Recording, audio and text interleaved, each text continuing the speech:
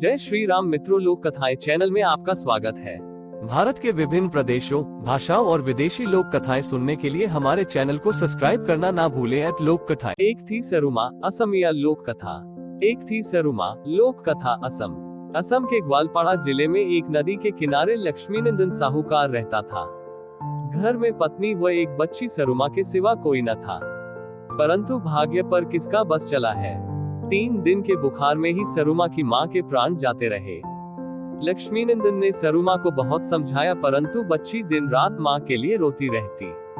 लक्ष्मीनंदन के चाचा ने उपाय सुझाया, क्यों न तुम दूसरा ब्याह कर लो, बच्ची को मां भी मिल जाएगी, तुम्हारा घर भी संवर जाएगा। साहूकार ने सोच विचार कर दूसरे विवाह का फैसला कर लिया। सरुमा की सौतेली माता का स्वभाव अच्छा न था। साहूकार को राजा के काम से कुछ महीने के लिए बाहर जाना पड़ा। उसके घर से निकलते ही मां ने सरुमा के हाथ में मछली पकड़ने की टोकरी थमाकर कहा, चल अच्छी अच्छी खावाए मछलियां पकड़ कर ला। बेचारी छो सरुमा को मछलियां पकड़नी नहीं आती थी। वह नदी किनारे बैठकर रोने लगी। तभी पानी में हलचल हुई और एक सुनहरी मछली ने पानी से सिर निकाला। सरुमा बिटिया, मैं तुम्हारी मां हूँ, तुम रोती क्यों हो। उसकी बात सुनकर मछली ने उसे खाने को भोजन दिया और उसकी टोकरी मछलियों से भर दी। विमाता को पता लगा तो उसने सरुमा का नदी पर जाना बंद करवा दिया। एक दिन चिलचिलाती धूप में उससे बोली, चलो सारे बाग को पानी दो। भूखी प्यासी सरुमा पेड़ के नीचे बैठी रो रही थी। उसकी मरी हुई माँ एक तोते के रूप में आई। उसने सरुमा को मीठे मीठे फल खाने को दिए और रो जाने को कहा। विमाता तो सरुमा को भोजन देती नहीं थी। सरुमा रोज पेड़ के नीचे बैठ जाती और तोता उसे मीठे मीठे फल खिलाता। सौतेली माँ ने यह बात सुनी तो वह पेड़ ही कटवा दिया। सरुमा का बाग में जाना भी बंद हो गया। फिर उसकी माँ एक गाय के रूप में आने लगी। सौतेली माँ ने देखा कि सरुमा तो दिन रात मोटी हो रही है। उसने पता लगाया कि एक गाय रोज सरुमा को अपना दूध पिलाती है।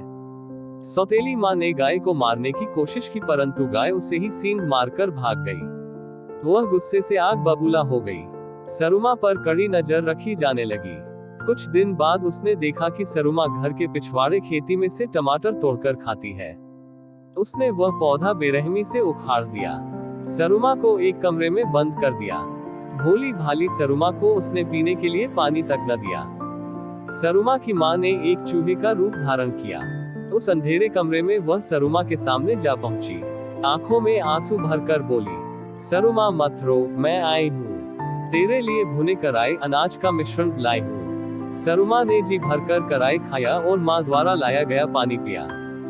बंद कमरे में भी सरुमा फल फूल रही है। यह देखकर सौतेली माँ ने उसे जान से मारने का निश्चय कर लिया। साहूकार के लौटने में 4 दिन की देर थी। सरुमा की माँ ने उसे ऐसे वस्त्र दे दिए जिसे पहनकर वह सुरक्षित हो गई। उन वस्त्रों पर तलवार के वार का असर नहीं होता था। सौतेली माता का हर वार खाली गया। साहूकार लौटा तो सरुमा के लिए बहुत सा सामान लाया। वह सरुमा को पुकारने लगा। तभी कमरे में से आवाज आई, अगर सरुमा के प्राण बचाना चाहो तो नई माँ को धक्के देकर निकालो। लक्ष्मीनंदन ने सरुमा से सारी पिछली बातें सुनी तो उसे पत्नी पर बड़ा गुस्सा आया। ज्यों ही वह बाजार से लौटी तो लक्ष्मीनंदन ने उसे घर में घुसने नहीं दिया। वह रोती कलती अपनी माँ के घर लौट गई। सरुमा अपने पिता के साथ सुख से रहने लगी। उस दिन के बाद माँ की आत्मा फिर नहीं आई। मनमोहक लोक कथाओं पर नियमित अपडेट के लिए हमारे चैनल को सब्सक्राइब करना न भूलें, क्योंकि हम कहानी कहने की लौ को जीवित रखने का प्रयास करते हैं। हमारे किसी भी आगामी एपिसोड को देखना न भूलें, जहां हम भारतीय लोक कथाओं के खजाने से अधिक छिपे हुए रत्नों को उजागर करेंगे। हमसे जुड़े और इस अविश्वसनीय साहसिक कार्य का हिस्सा बने, क्योंकि हम आपको लोक कथा इतिहास, लोक कथाओं का अनावरण की मनोरम दुनिया में जाने के लिए आमंत्रित करते हैं। मंत्रमुग्ध और प्रेरित होने के लिए तैयार रहें। जय श्री राम मित्रों।